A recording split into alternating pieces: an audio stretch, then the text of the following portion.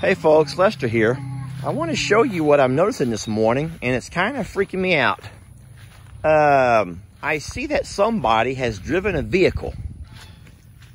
Someone has driven a vehicle across our little family cemetery here and has come up along the far side of my little pasture.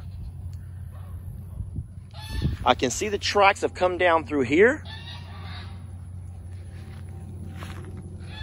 which worries me because the church, now I don't know if it was to get into and mess with my stuff, or I'm wondering if someone was over here messing around with the churches, trying to steal. Boy, I bet they were. I bet they were, because these tracks have come right up over here. I need to, so this church has been shut down since COVID. And you can see that whoever this was drove. Oh, I hope they haven't stolen anything from this church. Okay, so the church has a camera right there. I hope it's on. I don't see anything. But I'll tell you what, these tracks come right onto this concrete here. Now, the church has been shut down. They haven't had church here in a while. So look, I may have been worried about something. I can't tell if it came from this side. Well, no, it couldn't have come from this side because the church has it blocked off.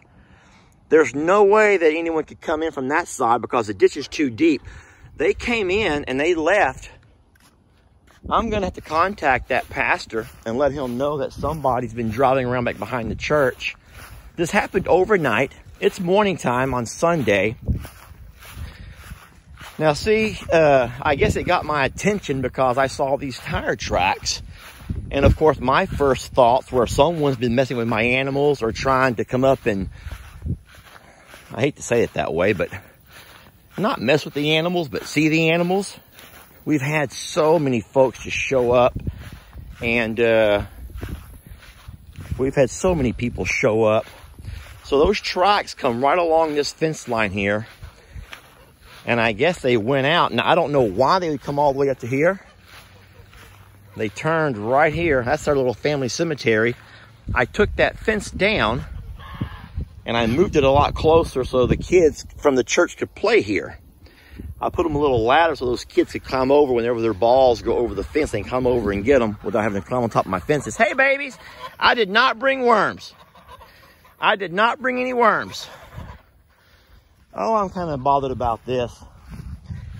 I just don't know. I will contact that pastor because I have his phone number and let him know that someone's been driving around the church and he might want to drive out and have a look-see. Yeah, so they came right through the cemetery here, which is scary. And I just don't know what their purpose in all of that was. I do not know what their purpose in all of that was. But no, I was saying that we've had a lot of folks just show up at the house. They don't realize that we are a real working farm.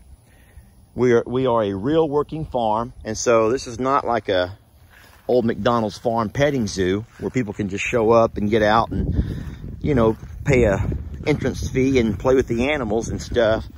So we've had to put a gate at the end of our driveway.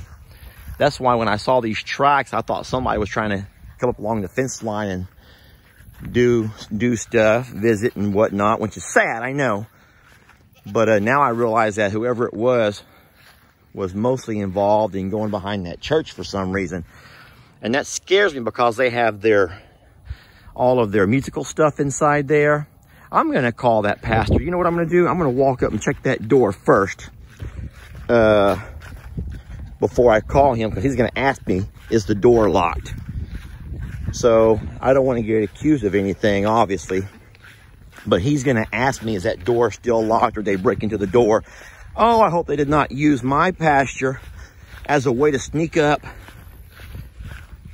and mess with this church during a time of COVID when everything is shut down. Oh, that scares me. If that is the case, folks, I don't really talk about religion on this page. I try to avoid Oh, I try to avoid topics, but I hope that people who do stuff like that, if in fact that's what's going on over here, really get the karma that's coming to them. Oh, I'm worried about what I'm going to find here. I hope they haven't broken in. I'm going to take my shirt so I don't smear any fingerprints and pull. Okay, it feels tight. Okay, this door is still locked, which is good. But that's only the reception hall. This over here is the main church where they have all of their stuff. The pastor's office and all their Sunday school equipment. I hope it's still locked. I'm going to take my shirt. I don't want to... Okay. Well, this is good. This is good. I should probably check this back door. I feel weird walking all around the church, but I've done that for the pastor. He and I talk, and I try to keep up with everything. Okay, that's still locked. And there's one other door. Yeah, they haven't been able to come cut their grass or anything. I feel bad. The church had several members who tested positive for COVID. Okay, well, all of the doors are secured, so this may be much ado about nothing, but if anything else, it's just the way that neighbors take care of neighbors. And I will call that pastor and let him know that there have been people driving around the church, but all the doors are secured. And they wouldn't have gone in any windows. I tell you what, there's windows all around this church. I don't see any broken windows. So that's good. Okay. Real quick history of the church. This is a Spanish church. And these guys are awesome. I'll tell you what. So the church before Hurricane Harvey, it was doing pretty good. But it had an older congregation. There weren't a whole lot of youth. Weren't a lot of young men. You know, it was old time Baptist. The old gospel, if you know what I'm talking about. And after Harvey, they really had no means to repair themselves. So they abandoned church, folks. They took whatever resources they had from FEMA and they bought themselves a new building and they just left the church. So this Spanish group here, a lot of the people from this neighborhood, this is a new Spanish development up in front. They gathered some resources. They bought the building and they came in here, and these guys were so resourceful. They began to work and clean this place up, and they have made this thing beautiful. Man, it's pretty inside there. And now they have a really vibrant, growing membership. They have lots of kids, youth. They do things with their youth. They take them on little mission trips, and it's really neat to see the church thriving so well. And this COVID has really hurt them bad. But I don't even know where I'm going with this. Anyway, good news. The church has not been broken into from what I can tell. Bad news. Someone came across our private cemetery. Now, I may have to reconsider the fencing. I took it all down to beautify it, to make it more pretty. Because, you know, fences for the most part are ugly and they're obtrusive. And fences tell people to stay out. And we never wanted that to be the situation. And so whenever the church began to have their kids show up, and the kids wanting to play, you know, kids, they're teenagers, they want to run, they want to play.